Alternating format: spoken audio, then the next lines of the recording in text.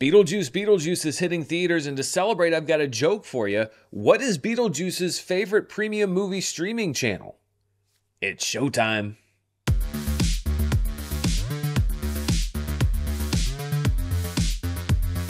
This video is brought to you by Mando. Go to shopmando.com and use promo code Dan for a special offer, and stay tuned after the video for more info. Hello everybody, I'm Dan Murrell, and this is my review of Beetlejuice Beetlejuice, which finally hits theaters this Friday. This is, of course, a follow-up to the 1988 original and the culmination of a 36-year process to figure out how to get this sequel into theaters, going all the way back to the early 90s in the infamous Beetlejuice Goes Hawaiian, Must We Go Tropical? This iteration of the sequel alone has been in development for over 10 years. In Beetlejuice Beetlejuice, Lydia Deetz returns to Winter River, Connecticut with her stepmother Delia, played once again by the great Catherine O'Hara, as well as her daughter Astrid, played with big Wednesday energy by Jenna Ortega, to mourn a death in the family of an actor it probably is best wasn't invited back for this film. Lydia, who's now a TV ghost hunter, is also accompanied by her producer and boyfriend Rory, played by Justin Theroux.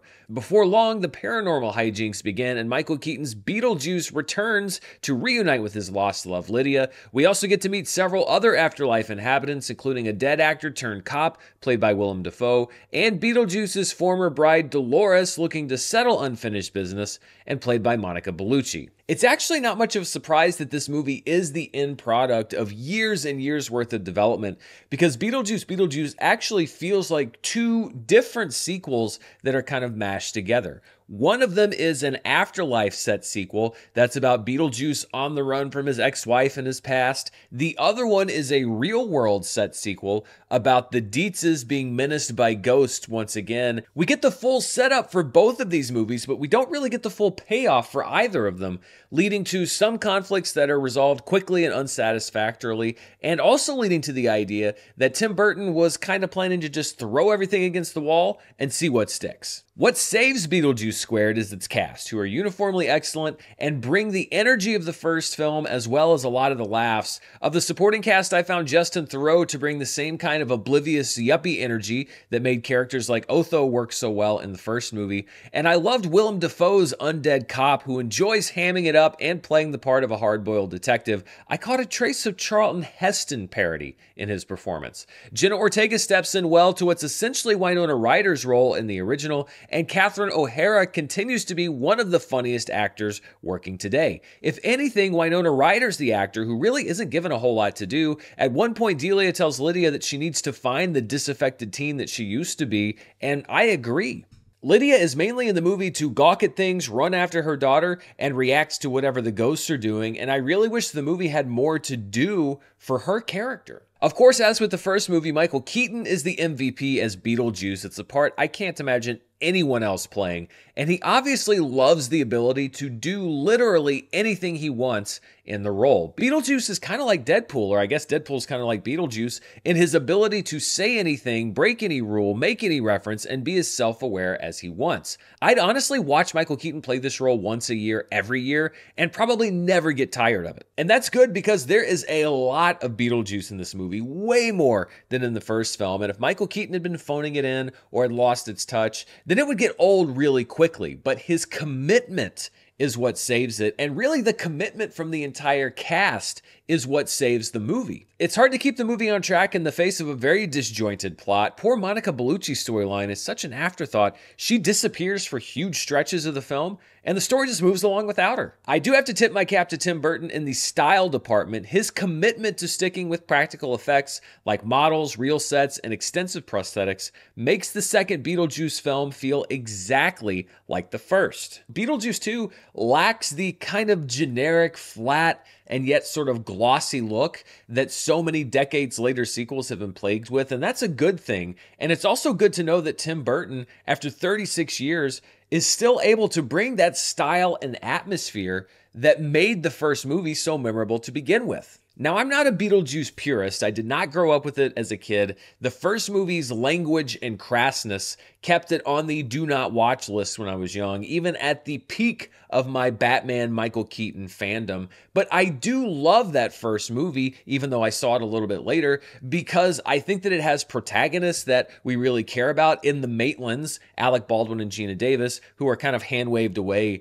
in this movie. And it's something that I think this film lacks. As with so many other movies, I think your enjoyment of Beetlejuice Beetlejuice will depend on what you want going into the movie. If you're looking for style, laughs, and some great Beetlejuice moments, it delivers. If you're looking for an overall story and movie that matches or even favorably compares to the original, I think you might be a little bit let down. The script by Alfred Gough and Miles Millar, who were Tim Burton's collaborators on Wednesday, which I actually really enjoyed on Netflix, just can't decide what it wants to be. It's a pretty big mess, which left me for a lot of the film just patiently waiting for the next individual joke or sequence, or sometimes honestly, not so patiently waiting for that joke or sequence that would make me laugh. And there are some big sequences like the attempted replication of the iconic Deo scene from the original film that just for me fell kind of flat. After almost 4 decades of trying to crack the story for a Beetlejuice sequel, these writers weren't quite able to do it. Luckily for them, they're bailed out by an immensely talented cast